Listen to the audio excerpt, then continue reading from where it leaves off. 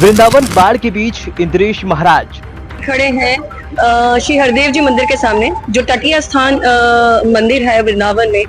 काफी पुराना मंदिर है, काफी प्राचीन मंदिर है और आप देख सकते हैं कि उसके सामने हम खड़े हुए हैं और यहीं से इंद्रेश जी महाराज की यात्रा शुरू हो रही है। आज यमुना जी के दर्शन के लिए निकले हैं, वृंदावन भ्रमण के लिए निकले हैं। देखिए आप नौका विहार करते हुए। वृंदावन में यमुना ब्रजवासियों के बीच कैसे पहुंची? राधा रमन जी के, राधा वल्लभ जी के, बिहारी जी के, रंग जी के, जहाँ के भी दर्शन करके वैष्णव आए होंगे, उन सबन की चरण रज ले लेकर के श्री यमुना जी जा रहे हैं।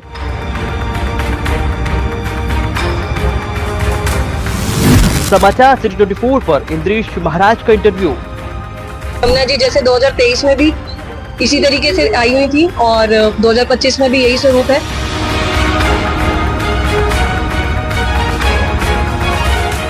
भारत में कथा वाचन की परंपरा बहुत पुरानी है और इस परंपरा को जीवित रखने वाले कई महान कथावाचक हुए हैं।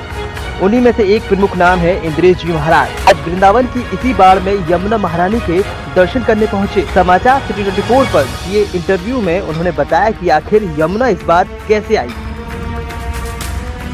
हम देख सकते हैं कि पूरे वृंदावन में पानी पानी हो चुका है और बस मैं इतना सा जानना चाह रही हूँ कि यमुना जी जैसे 2023 में भी इसी तरीके से आई हुई थी और 2025 में भी यही स्वरूप है, तो आप इसमें क्या कहना चाहेंगे? ब्रज में यमुना महारानी अपना ये स्वरूप क्यों लेके आती है? क्या ठाकुर जी से मिलने आती हैं या कुछ और भी इसके पीछे? इतने सारे वैष्णव जन वृंदावन आते हैं और सब वृंदावन आकर के ठाकुर जी के दर्शन करें।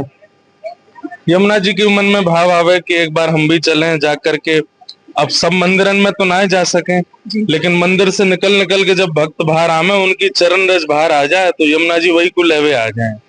अब यहाँ राधा रमन जी के, राधा वल्लभ जी के, बिहारी जी के, रंग जी के, जहाँ के भी दर्शन करके वैष्णव आए होंगे, उन सबन की चरण रज ले लेकर के श्री यमुना जी जा रहे हैं। और फिर जाकर के यहाँ से आगे गंगा जी को देंगी, गंगा जी से जाकर फिर समुद्र देवता को देंगी।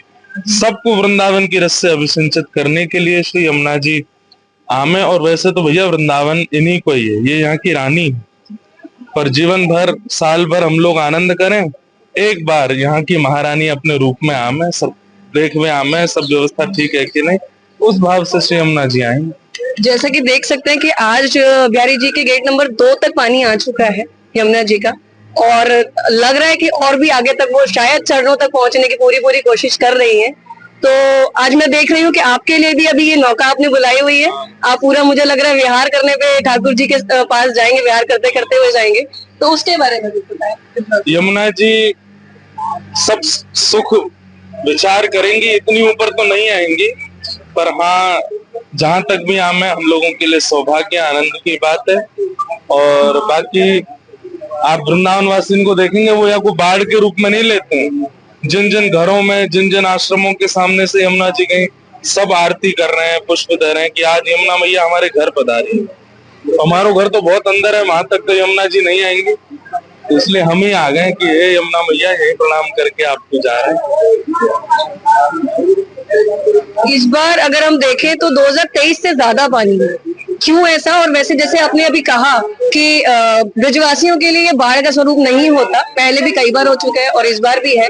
बाकी जैसे और जगह देखते हैं तो लोग परेशान हैं, हमारे यहाँ अगर ब्रज में देखा जाए तो लोग परेशान नहीं, आनंदित हैं। तो उस चीज के लिए फिर क्या लोगों में अभी शरद पूर्णिमा आने वाली है कुछ महीने बाद, और रास पूर्णिमा, शरद पूर्णिमा पर पूरे वृंदावन को भगवान पितारात्रि शरदोत्फुल्ल मल्लिका, पूरे वृंदावन को पवित्र करने के लिए श्री यमुना जी आई हैं कि अब ठाकुर जी रास विहार करेंगे सब गोपियों के साथ, गोप ग्वालन के साथ। तो उस भाव से यमुना जी आ रहे हैं। बाकी यमुना जी का इतना स्वरूप बढ़ना, स्तर बढ़ना, तो निश्चित है कि बांध खोले गए हैं, वर्षा भी इतनी हुई है, उस वजह से ये हो रहे हैं। तो बाकी यमुना जी को स्थान है, वो जितना चाहे उतना आनंद से आम।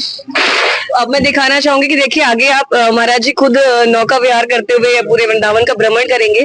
आप देखें कि नौका महाराज जी के लिए आ चुकी है, सुसज्जित है और आप आगे आप दर्शन कर सकते हैं महाराज जी कैसे नौका में जाएंगे और यमुना जी के दर्शन करेंगे और पूरे वृंदावन में भ्रमण करेंगे। बोलो बांके बिहारी लाल की जय।